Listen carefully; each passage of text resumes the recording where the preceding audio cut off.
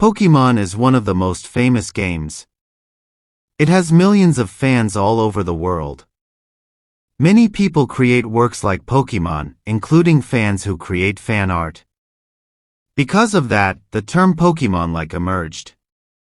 A term that was born to describe a unique genre because of its similarity to the Pokémon game. Although it might be a debate because some people call it the monster tamer genre, monster trainer, etc. However, it seems that Nintendo and the Pokémon Company are starting to dislike this term. This time they did it to one of the Pokémon-like games, Palworld. Palworld itself is a Pokémon-like game combined with a survival theme. Unlike Pokémon, which is family-friendly, the Palworld game is full of violence, even has elements of slavery. Let's start the discussion. The problem started with the news that at that time was not clear that Nintendo would sue PocketPair as the developer. Now the problem has been clarified, because initially this problem was considered a design copyright issue. Initially, the lawsuit was unclear when it was reported and gradually became clearer, leading to a patent lawsuit. In fact, Nintendo and the Pokémon Company have clarified this by providing a patent registration number and an illustration of the patent that was violated. Through the Tokyo District Court, Nintendo and the Pokémon Company filed a lawsuit against PocketPair as the developer of Palworld. PocketPair responded by settling the case through legal channels. The problem in the Japanese court has not been resolved. Nintendo began securing its patents, which could potentially lead to a lawsuit in the US. However, several patents they filed were rejected by the US court. When this video was broadcast, there was no clear development regarding this issue further. However, there are many strange things in the lawsuit. It feels like this is very forced to sue. I will explain these oddities one by one. The first oddity is that the party that is suing is not the game developer. The Pokémon game developer is Game Freak, the party responsible for creating all elements in the game from design to mechanics. However, Game Freak is not involved. There was no comment at all from Satoshi Tajiri and Ken Sugimori as the creators of Pokémon. In fact, the party involved is the company that manages the Pokémon platform, Nintendo. Another party involved is the Pokémon Company, a company that handles branding and licensing of Pokémon games. The parties involved here seem to only care about business matters. No wonder this problem reeks of greed. This seems strange because what is being sued is the gameplay patent, but the ones involved are not directly related to the gameplay at all. I wonder if there is a possibility that Game Freak will be silenced because they do not agree with this lawsuit. The second oddity is that they protest the patent issue and no longer the design copyright. I am sure that if the design copyright issue were a lawsuit, they would easily lose.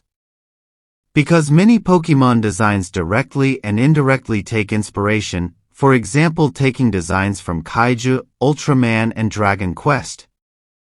The third oddity is whether Nintendo also forgot that the patent it filed may have come from another source or has been used by another game. Of the various patent applications that are being sued are the problems of catching Pokémon and riding Pokémon. The main thing about catching Pokémon is the Pokémon Ball or Pokeball. Maybe many do not know from the draft design of Pokémon, not using the name Pokémon. The design uses the name Capsule Monster. Monsters are not caught with Pokeballs, but with capsules. Many fans speculate that this was inspired by Ultraman. Remembering that the developer Satoshi Tajiri is a fan of tokusatsu like Ultraman. It was inspired by the concept of the Kaiju capsule used in several Ultraman series.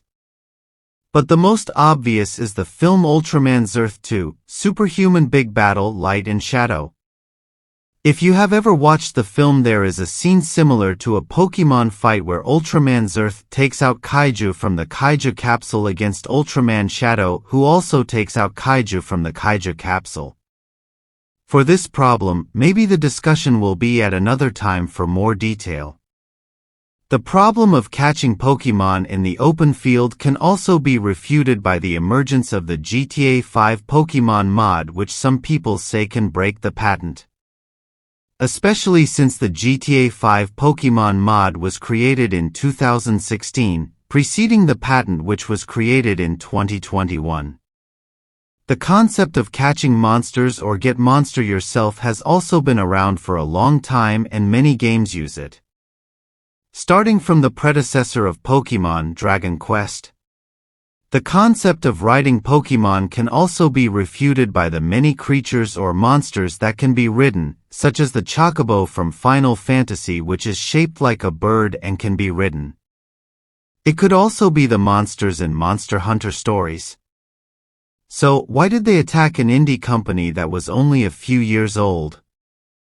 Is it because they are not included in the platform chosen by Palworld, or are they just bullying small companies? Why do I really hope that Nintendo and the Pokémon company lose? Because it can kill the Pokémon-like genre indirectly. Moreover, there are so many fan works, from indie to professional companies. If Nintendo wins, it is not impossible that other Pokémon-like games or even fan games will be sued. Especially indie games. In the future, Pokémon-like games will be greatly reduced because of the fear of being sued by Nintendo and the Pokémon company. If Nintendo wins, they seem to believe that Pokémon is their original work, made by theyself from scratch.